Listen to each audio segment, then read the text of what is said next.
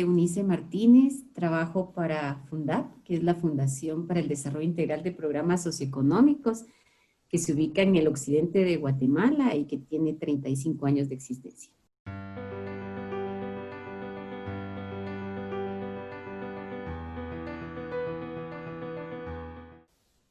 Creo que tengo dos puntos de vista, dos enfoques. La veo como un área muy valiosa de muchas oportunidades, de muchas mejoras, de mucho trabajo por hacer, pero también veo un sistema que camina lento, un sistema hasta cierto punto excluyente, que no da acceso a todos ni a todas de la forma en que nosotros quisiéramos, y un sistema que se ha visto deteriorado en los últimos años.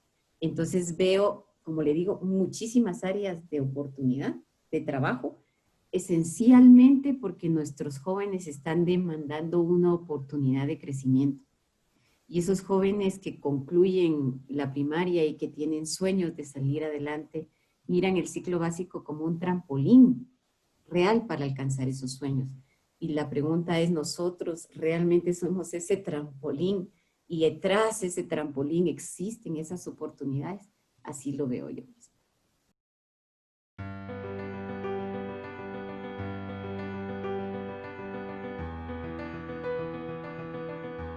En primer lugar, creo que hay muchos jóvenes y todos en Guatemala sabemos que hay más de 800,000 jóvenes que no han acabado el 9º grado, ¿verdad? Cuando hablamos de jóvenes que tienen 15 años, miramos que más o menos mayores de 15 años el promedio estará en 6.5 grados terminados y vemos que una buena porción de la población no ha tenido el acceso oportuno en tiempo a ingresar al ciclo básico. Entonces, lo primero que yo veo es que los jóvenes se ven afectados por esa limitación de acceso. Puede ser por diversos factores. Puede ser que no exista el servicio cerca de donde viven. Puede ser que el servicio sea inaccesible para ellos por diferentes circunstancias, ¿verdad? Aunque sean entidades públicas o semiautónomas como los institutos por cooperativa, puede ser que para el estudiante sea inaccesible. Puede ser que no dé respuesta. Nosotros, por ejemplo, hemos practicado con muchos padres de familia y decimos, ¿por qué no manda a sus hijos al ciclo básico? Y dice, pero es que les enseñan exactamente lo mismo que en la primaria, hacer las cuentas, ¿verdad? No da más, no suma, no añade. Entonces, miramos primero que la primera situación que afecta a los jóvenes es el acceso. Muchos de ellos sueñan con continuar esa formación y se frustran. Por otro lado, muchos de ellos no tienen las bases, las competencias para entrar a ese nivel. El choque es tan fuerte que se desaniman. Pues muy difícil para ellos, ¿no? Es sumamente difícil o lo hacemos sumamente difícil. Entonces, la primera cuestión es el acceso.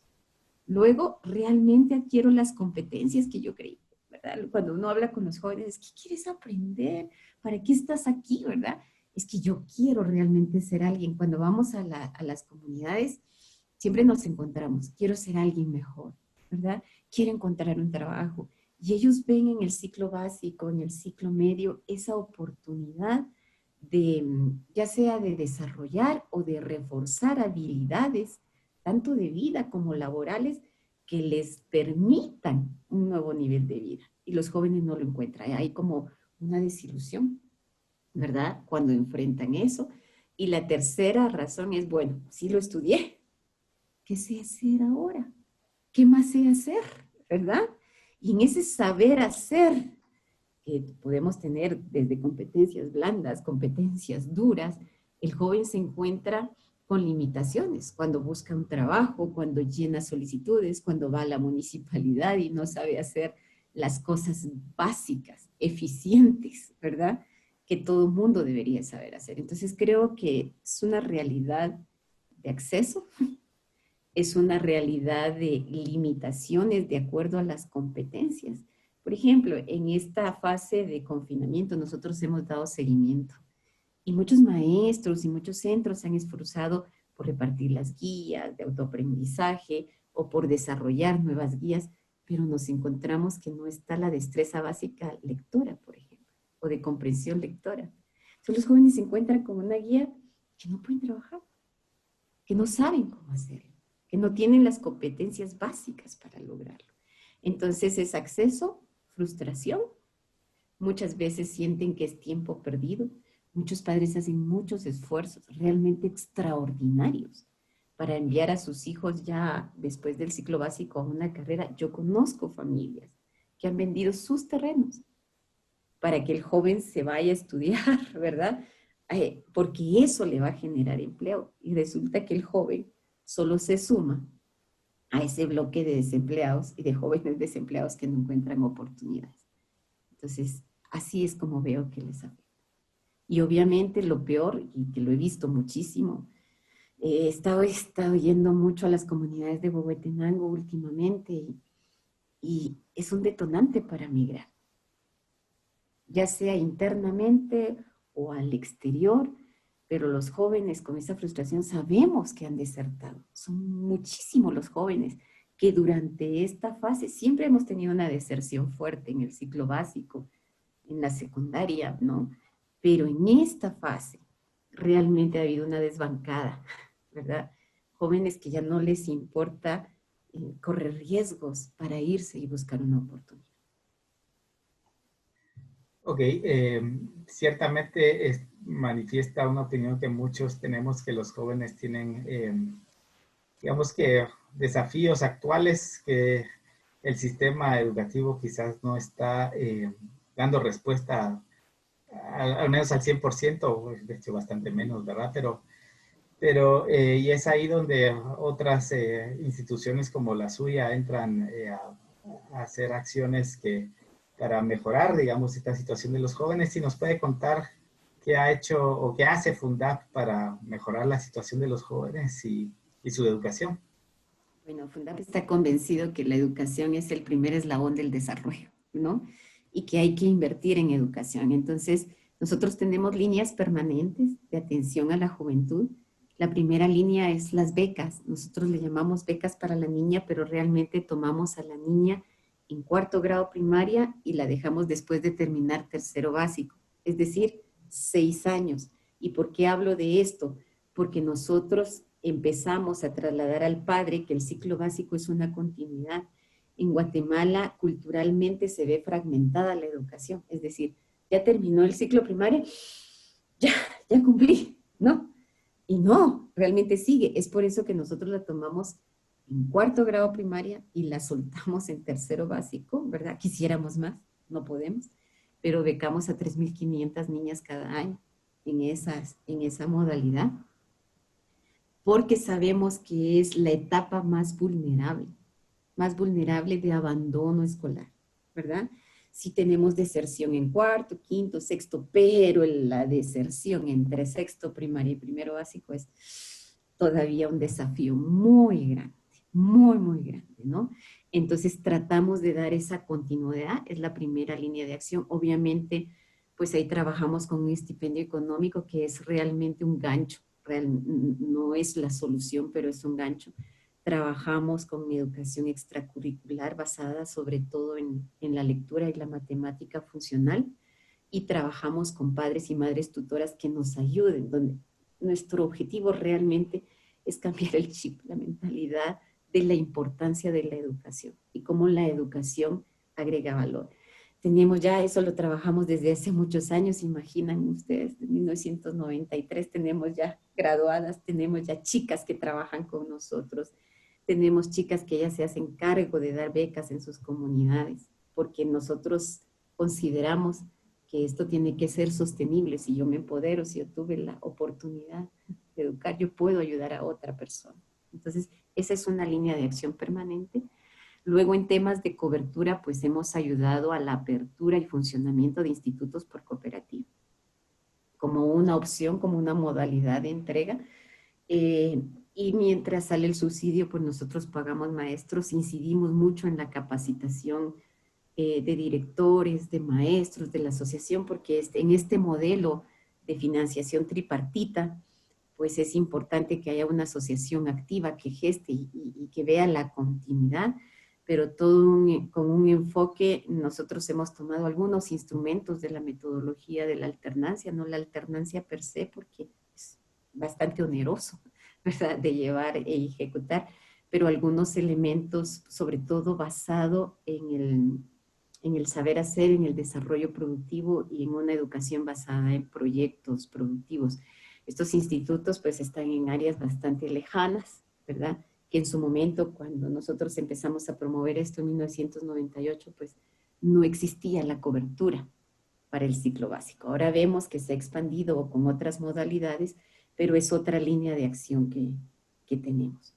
Por otro lado, también tenemos la formación técnica ocupacional, porque aunque no nos guste, hay muchos jóvenes que no han terminado el sistema escolarizado, ¿verdad?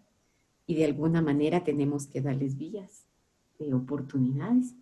Entonces tenemos programas fuertes de formación técnica ocupacional con una transversal de formación humana y formación empresarial, cuyo propósito pues es que los chicos desarrollen habilidades blandas y duras para el mercado laboral. También tenemos el fomento del emprendedurismo, también en jóvenes. Y en el fomento, a mí es algo que me fascina porque al final hay muchos chicos con muchas ideas, con muchísimas ideas que realmente solo necesitan un empujón. Entonces tenemos un nivel que se llama Seguir para Emprender. Y de hecho, muchos jóvenes tenemos un programa de leasing donde les prestamos equipo, no dinero, el equipo para poder emprender sus iniciativas de negocio. El equipo está con ellos posiblemente un año, 18 meses, mientras ellos adquieren el hábito del ahorro y tienen el ahorro suficiente para emprender, ¿verdad? Otra gran sección que nosotros tenemos es la inclusión de chicos con capacidades diferentes. Para mí es algo que me apasiona porque muchas veces se habla del ciclo básico general, pero se nos olvidan que hay chicos con capacidades diferentes. Entonces tenemos un buen segmento de chicos con discapacidad auditiva. Los tenemos tanto en el ciclo básico regularizado, los tenemos en formación técnica. Nos hemos esforzado muchísimo para que nuestro personal docente esté a la vanguardia, ¿verdad? Y tenemos algunos chicos con pocos con síndrome de Down, o sea, nuestro mayor segmento es jóvenes con discapacidad auditiva y tenemos muy buenos, más que nosotros, ellos alcanzan muy buenos resultados. Y luego tenemos sección de educación a distancia e educación fin de semana para jóvenes trabajadores que por X o Y razón han dejado la escuela, siempre con una visión empresarial, ¿no? O sea, siempre nosotros tratamos que tengamos una línea transversal. Y la última línea de acción permanente es fomento de liderazgo en comunidades rurales con jóvenes con un lema. Ningún joven en esta comunidad se queda sin educación, porque creemos que al final los jóvenes tienen el derecho a la educación. Estamos convencidos de eso, pero hay que procurar que ejerzan ese derecho. Y muchas veces lo que no tienen es información. Entonces nuestros jóvenes líderes saben donde hay institutos, donde hay becas, no nos importa que vengan o no vengan con nosotros. Al final, lo que nos importa es que ningún joven se quede sin alguna opción de educación, no importa cuál sea, ¿no? Puede ser que participe en una plataforma online porque esa es la oportunidad allí, o puede ser que tenga una beca en X o que vaya a optar por las becas de la ENCA, no importa. Nuestros jóvenes líderes lo que tienen es la información de esas opciones educativas porque muchas veces esas son las que no llegan.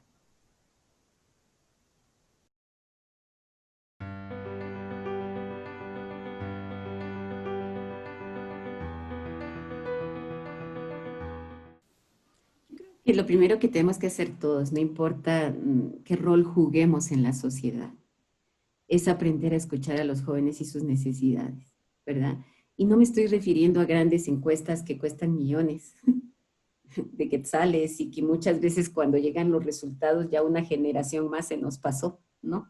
No me refiero a eso, me refiero realmente a prestar atención, a observar cómo los jóvenes se mueven. O sea, ellos son verdaderamente muy ágiles, dicen las cosas muy concretamente, pero estamos nosotros dispuestos a escucharlo. O sea, creo que si todos los que trabajamos con jóvenes hacemos llegar su voz a una entidad que tenga eco y que realmente pueda dar respuesta a esas necesidades, podríamos dar un avance importante. La segunda recomendación es ordenamiento. Creo que a nivel Guatemala hay muchas buenas intenciones, hay muy buenas iniciativas, hay acciones que demuestran resultados independientemente de quién las haga, ¿no? Pero hay que tener ordenamiento. Por ejemplo, en el servicio básico, muchas veces yo veo en las comunidades cómo se pelean modalidades del Estado una misma matrícula, cuando podemos invertir, por decirle algo, en X comunidad, ¿no? Hay una telesecundaria, hay un UFED, pero está también otra modalidad de servicio y todo el mundo se está peleando por la matrícula. Entonces yo digo, en el fondo, ¿qué es lo que peleamos? ¿Es realmente la educación del joven o mantener ciertas plazas de trabajo? No podemos invertir en un buen modelo independientemente de cuál sea, ¿no? Que al final dé las garantías de calidad, porque si no tenemos como muchos espacios como mediocres. Por ejemplo, nosotros hemos estado visitando a nuestros centros para saber ese regreso con bioseguridad que todos soñamos. Pero realmente estos centros tienen acceso al agua, por decirle algo, ¿verdad? Tiene depósitos de agua, tiene áreas ventiladas. Las aulas van a ser realmente flexibles para generar esos espacios de distanciamiento. Entonces creo que una primera línea es ordenamiento geográfico, ordenamiento por modalidad, ¿verdad? Priorización del gasto, un gasto con más vía la inversión. Todo el mundo peleamos, los que trabajamos en educación sabemos que la mayor cantidad de presupuesto se va en pagos salariales, que la inversión queda escasa, ¿no?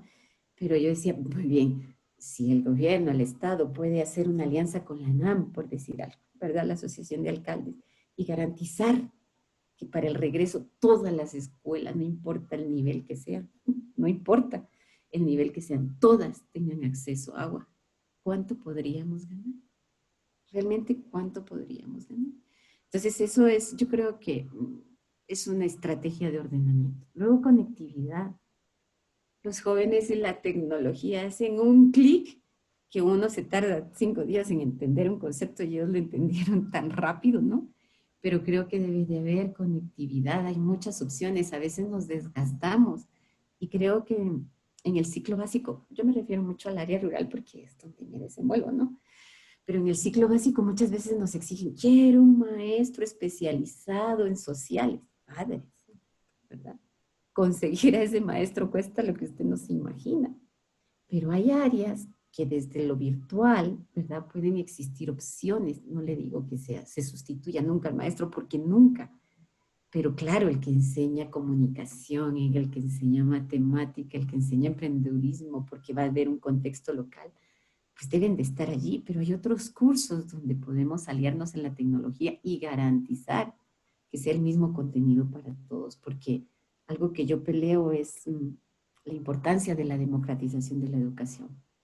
Estoy totalmente insatisfecha porque sigo creyendo, lo sigo constatando que hay currículums de segunda para el área rural y no se puede. O sea, si ponemos y hacemos una evaluación con un chico, independientemente de quién sea, que salga de tercero básico del área rural y que salga de tercero básico de una ciudad, las competencias y las diferencias son macro, ¿no? ¿Cómo va a poder competir ese chico, no? Entonces, creo que debemos de acercar la calidad de contenido de diferentes formas. Y la otra, yo creo que la otra gran recomendación es garantizar el acceso, la inclusión. La inclusión. Pensar también que hay chicos con condiciones diferentes, que tienen el mismo derecho y que nosotros de alguna manera lo hemos arrinconado porque no está en la masa, porque no es la prioridad. O sea, mucho por hacer.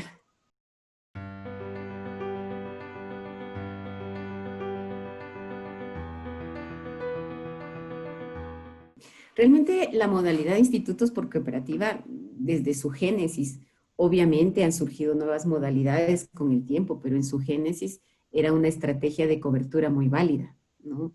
Y una modalidad que cuando uno la estudia y ve el compromiso comunitario y lo tripartito, porque los subsidios de un instituto por cooperativa, pues viene un subsidio desde el gobierno, un subsidio local de las municipalidades que no se cumple muchas veces, ¿no?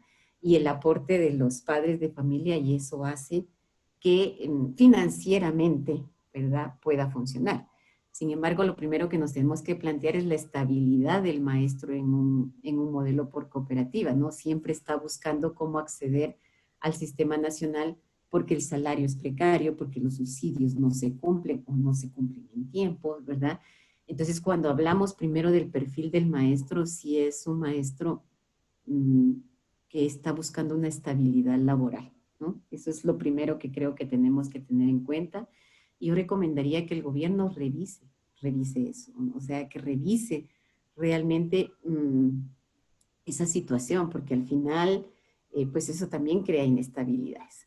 Luego creo que el modelo por cooperativa de alguna manera debería de tener alguna opción de estar más vinculadas a las estrategias pedagógicas, ¿verdad? A las estrategias administrativas del gobierno central y no se mire como un apéndice, porque al final se mira efectivamente como un apéndice y algunas cosas les llegarán, pero no se vale. O sea, el joven que estudia allí, si estudia allí es porque es su opción, él no está, ni siquiera tiene la oportunidad. Entonces, obviamente, si hay textos, si hay otros recursos, obviamente deberían de llegar. Otra instancia que yo recomendaría es que el movimiento cooperativista, que es tan fuerte en Guatemala, económicamente hablando, se pueda hacer cargo de alguna manera también de potenciar esos institutos por cooperativa. Porque si miramos estructuralmente, pues también era un modelo donde se soñaba que se estudiara el modelo cooperativa como una opción de desarrollo local. Y eso se ha perdido. ¿Cuántas cooperativas de ahorro y crédito hay que no invierten en los institutos por cooperativa? O sea, no solo el Ministerio de Educación, yo creo que hay otras entidades, porque al final nuestra lucha en Guatemala debería de ser ningún joven sin educación y todos los jóvenes con un mínimo de calidad de educación, ¿verdad? Que sería lo mínimo, Moro. Entonces, sí, obviamente creo que es un modelo que hay que revisar, porque no se vale la precariedad que hay. O sea, la precariedad, por ejemplo, en este momento, yo veía, es que los padres que pagan en los institutos por cooperativa 20 quetzales, porque eso es lo que pagan, porque es que no los tienen. Se quedaron sin el ingreso mínimo, ¿verdad? Entonces, claro, miramos un ciclo ahí repetitivo, ¿no? Los padres no pagan, la MUNI no dio el subsidio, los maestros no tienen pago, también tienen hambre, y eso tampoco es digno. Yo creo que todos deberíamos de buscar tanto porque los jóvenes ejerzan ese derecho con dignidad, así como los maestros, y obviamente incluir a los maestros en todos esos procesos de capacitación que existen.